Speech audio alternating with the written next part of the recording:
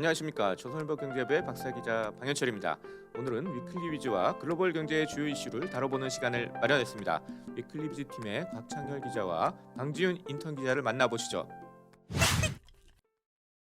네, 안녕하십니까. 이번 마감 기사 기묘한 환율 이야기를 작성한 곽창렬입니다. 이번 시간은 우리 방지윤 인턴 기자와 함께 얘기를 나눠보겠습니다.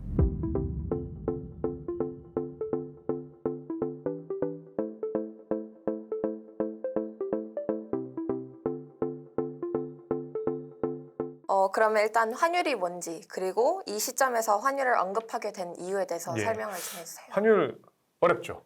이게 영어로는 익스체인지 레이트라 그럽니다. 익스체인지가 교환하다, 레이트 같은 비율인데 이 익스체인지의 어떤 개념 중에 네이버나 그 다음에 영어 선을 찾아보면 이게 익스체인지란 말이 외국 돈, 외국 환이란 말이 있거든요.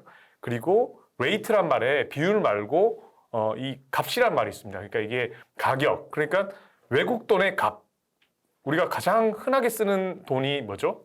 달러죠. 달러죠. 그러니까 그걸 달러 값이라고 해석을 하면 굉장히 이게 알기가 편해집니다. 그러니까 예를 들어서 환율이 올랐네 그러면 달러 값이 올랐네 이렇게 생각을 하면 굉장히 편해진다는 거죠. 왜 이 시점에서 그러면 환율을 언급하게 됐냐? 그게 역환율 전쟁이란 말이 지금 외신에서도 이렇게 많이 등장하는데요.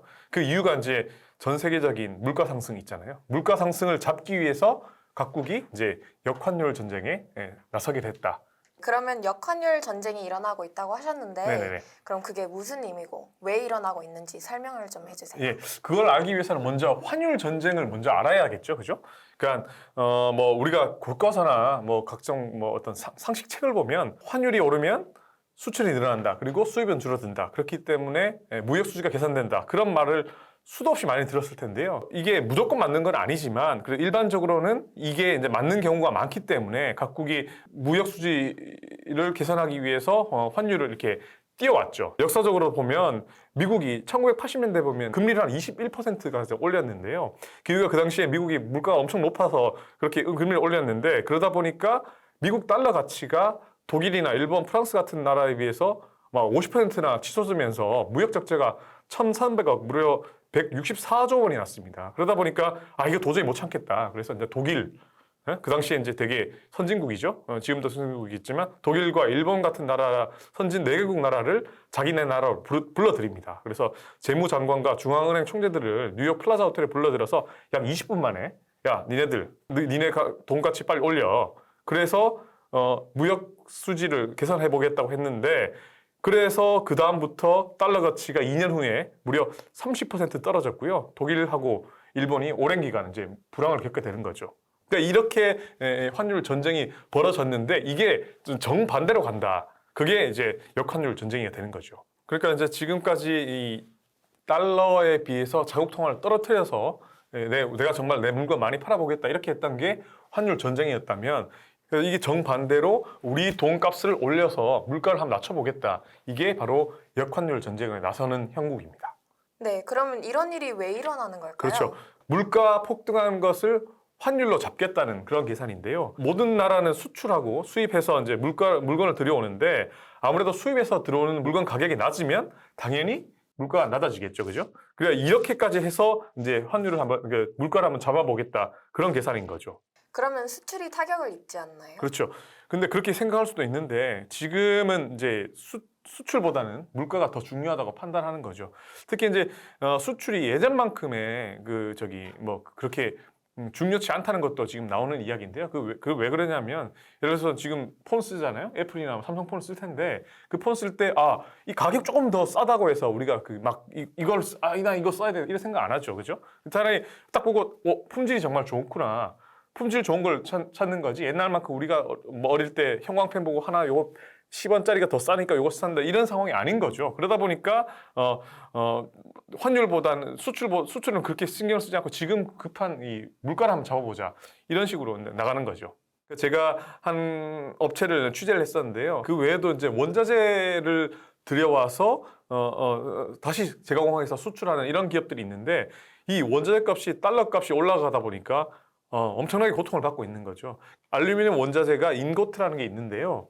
이게 영국 런던 금속 거래소에서 이제 가격이 달러 가격으로 이제 형성이 되는데 2020년 4월만 해도 193만 원 수준이었는데요. 이게 환율이 계속해서 올라가다 보니까 2021년에는 273만 원, 그리고 올해는 427만 원, 무려 120%나 올랐습니다. 그러니까 이렇게 오르다 보니까 이 업체는 가만히 있는데도 돈을 2배를 더 내야 되는 상황인 거죠. 이런 업체들이 조달청에 쳐들어가서 제발 우리 좀 살려달라 이렇게 애원하고 있는 상황입니다. 그러다 보니까 당연히 역환율 전쟁, 그러니까 우리나라 통화 가치를 띄워가지고 물가를 한번 잡아보겠다, 원자재 가격 값을 낮춰보겠다 이렇게 생각을 하는 거죠.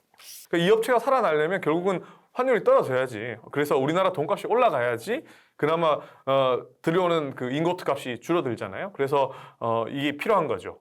역환율 전쟁을 위해 어떤 방식으로 나서고 있나요? 예, 이게 우리가 금리 올린 거 외에도 외환 보유고라는 걸 한번 생각해 볼 수가 있는데요. 그 외환 보유고에 우리나라가 이제 쌓아놨던 달러가 있잖아요. 근데 이 외환 시장에 이 우리나라 외환 보유고에 있었던 달러를 투척하는 겁니다. 그렇게 하면 어떻게 됩니까? 당연히 달러가 많아지면서 달러 가치가 떨어지는 거겠죠. 그렇게 해서 우리나라 돈값이, 달러가 값이 떨어지니까 우리 돈값이 올라가는 거잖아요. 그런 식으로 해서 이제 우리나라 돈값을 그 환율을 떨어뜨리는 거죠. 그러니까 사실 미국이 전통적으로 자기네들 달러 강세를 싫어했잖아요. 근데 미국도 지금 물가에 허덕이다 보니까 우리도 지금 우리 코가 석자다 그래서 지금 뭐 빅스텝이라 그래서 0.5%씩 지금 금리를 올리고 있으니까요. 그러니까 미국도 올리고 터키도 올리고 우리나라도 올리고 다 올리다 보니까 이게 이제 환율 전쟁이 난다. 그래서 리버스 커런시 월이라고 역환율 전쟁이 일어난다. 이렇게 보고 있는 겁니다.